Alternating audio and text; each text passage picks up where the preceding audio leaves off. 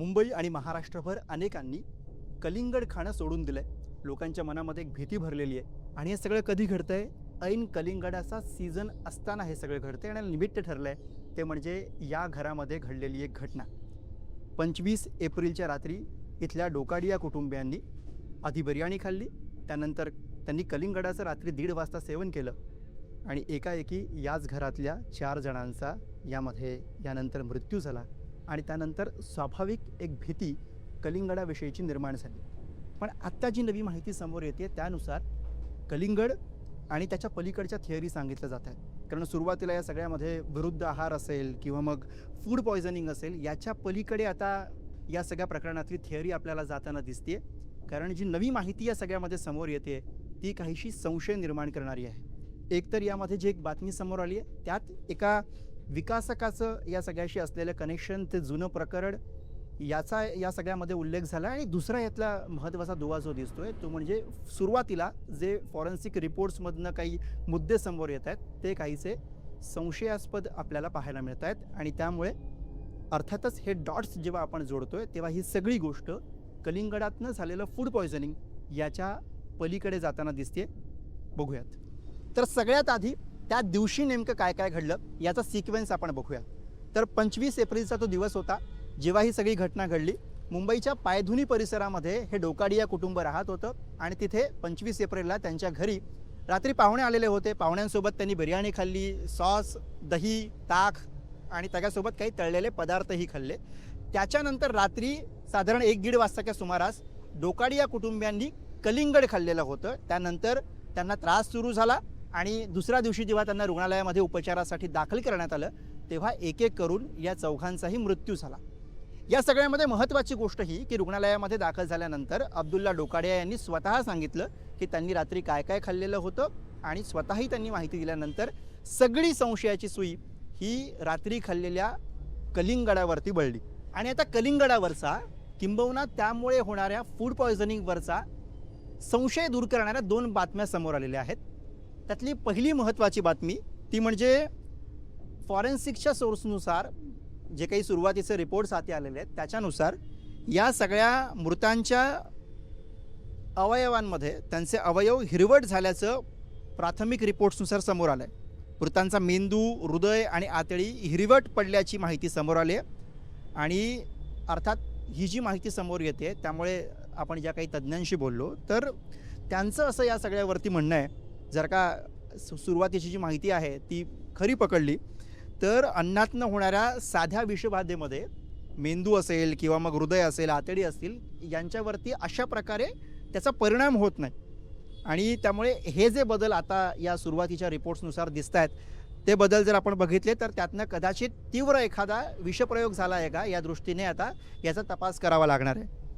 आता यात फॉरेन्सिकचे जे सुरुवातीचे रिपोर्ट्स जे सूत्रांकडनं येत आहेत त्यातनं जी माहिती समोर येते त्यानुसार एक दुसरी आणखी एक मोठी गोष्ट कळली आहे ती म्हणजे अब्दुल्ला डोकाडिया यांच्या शरीरामध्ये मॉर्फिन सापडलेलं आहे.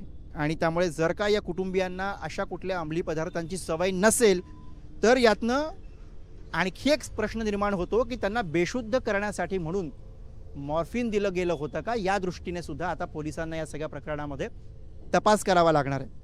कारण इथे एक आणखी महत्त्वाची गोष्ट आहे ती म्हणजे अब्दुल्ला यांच्या शरीरामध्ये जे मॉर्फिन सापडलेलं आहे ते जर का त्यांना दिलं गेलं असेल किंवा त्यांनी जे घेतलं असेल एखाद्या अन्नपदार्थांमधनं घेतलं असेल तर यातला शंका उपस्थित करण्यासारखी गोष्ट ही आहे की मॉर्फिन हे चवीला कडवट असतं. त्यामुळे बिर्याणीमधनं किंवा कलिंगडामधनं त्यांना जर ते दिलं गेलं असेल तर त्यांना ते कळलं नाही का, हा यातला तपासाचा भाग. आणि दुसरी गोष्ट यामध्ये अशी सुद्धा आहे की मॉर्फिन त्यांना इंजेक्ट करून किंवा त्यांना आधी त्यांच्यावरती विषबाधा करून त्यांना मॉर्फिन दिलं गेलं का, या दृष्टीने सुद्धा आता या सगळ्याचा तपास करावा लागणार आहे. आणि त्यानंतरच कदाचित आता जेव्हा विसेरा रिपोर्ट जे रुग्णालयामधनं समोर येईल त्यातनं या सगळ्या गोष्टी स्पष्ट होऊ शकतील. पायधुनी इथे ज्या मोगल बिल्डिंगमध्ये डोकाडिया राहत होते तिथल्या काही लोकांशी आपण बोललो तेव्हा त्यांच्याकडनं, त्यांच्या शेजाऱ्यांकडनं जे कळलं की अब्दुल्ला हे शांत स्वभावाचे होते, मनमिळावू स्वभावाचे, चांगले होते आणि त्यामुळे त्यांच्या बाबतीत असं काही घडेल असं आम्हाला वाटत नाही आहे.